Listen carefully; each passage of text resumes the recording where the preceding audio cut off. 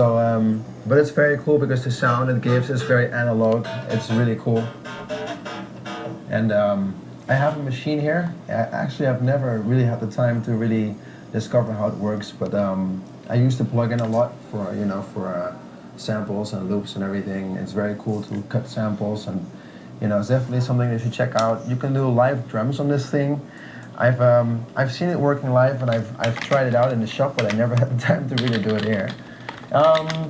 Yeah, well, I got some compression stuff here. This is an Avalon I use for recording vocals, and actually, yeah, it's not really doing something else than just recording the vocals. So the other one here is for the master. It's a stereo compressor, and I just got it recently, and it's very cool to use on your master and everything. Or actually, everything which is stereo. It's really cool, nice attack, and it's really warm because it's got tubes and everything. So that's cool. Well, yeah, this is like my studio monitor setup. I have Channel X, the old ones here, just as a reference, and they sound really hi-fi, so I can kind of switch and try to, switch in between the Channel X and the KRK.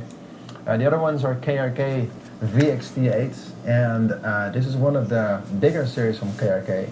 It's not really like the most expensive speaker, but I think you have them for like 600 euros, and you have one piece. So that's a cool thing. The sound is really powerful, and that's why I like it. I like to play loud sometimes, so it's very good for your low frequencies, and I like to work with it a lot.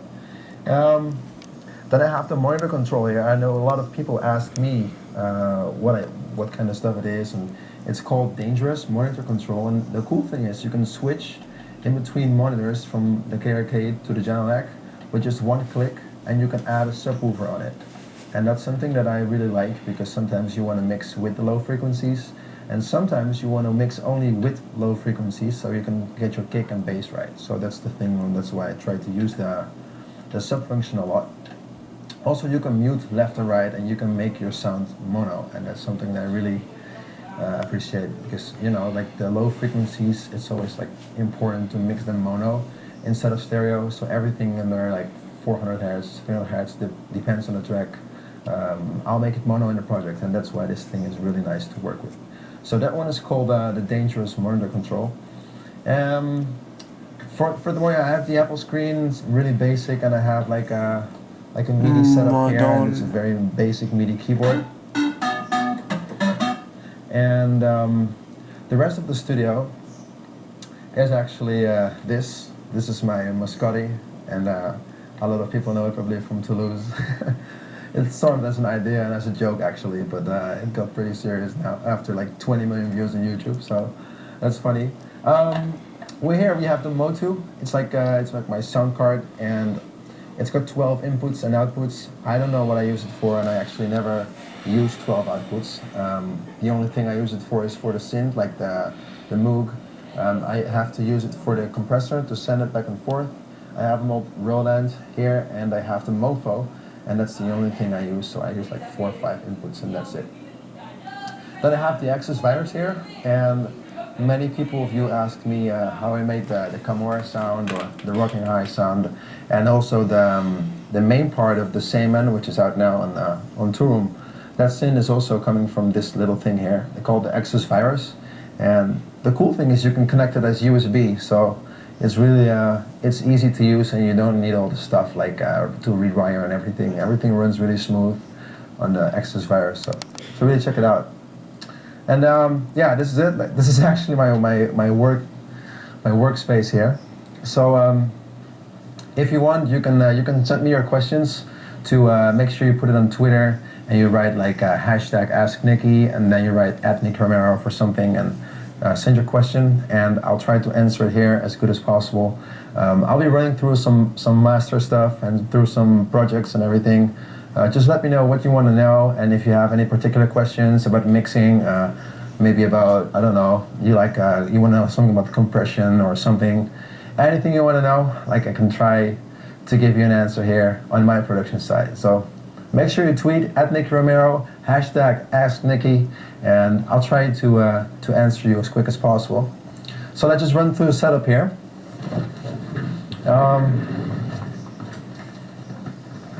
let me see.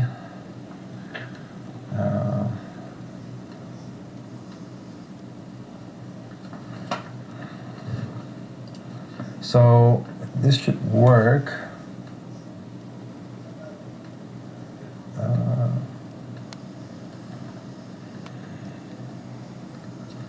Let me see.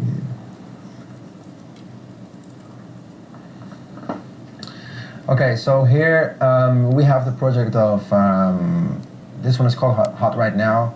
I produced it on Rihanna's album, and it's number 7. I did it with David Guetta together, and as everybody, like if you know the album now, and number 7 and number 1 I worked a little bit on as well.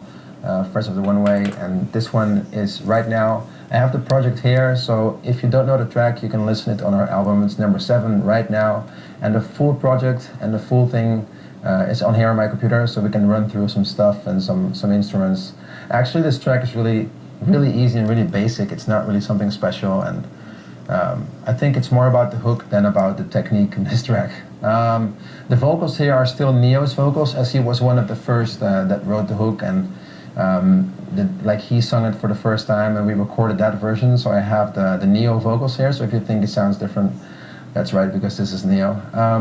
So basically, you guys should have sound right now. So get up right now, 'cause all we got is right now. Tomorrow we're too far away, and we can get back yesterday. So this is the original vocals, and so we have some instruments here that we used. It starts as really easy. Tomorrow we're too far away. So we started the track. We decided to use a very like warm chord because you know, like the song really asked for like warm chords. It was about love, like every song actually. But so we took a very smooth instrument, and this one is silent. We just put a very high filter because if you check the original sound.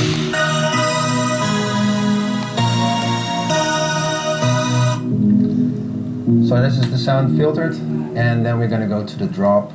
Now that must be something like this.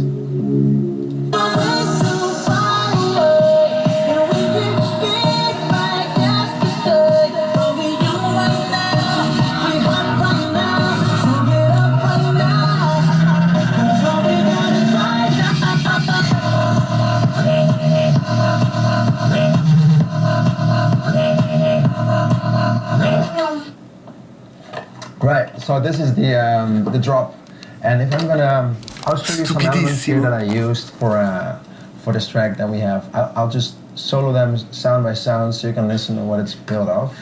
So we have the kick here, and that kick I also used from Metropolis. It's a really short kick and really punchy. I think it's very important if you want to master your songs that you always look at what kind of kick bass you want to have as it makes your track.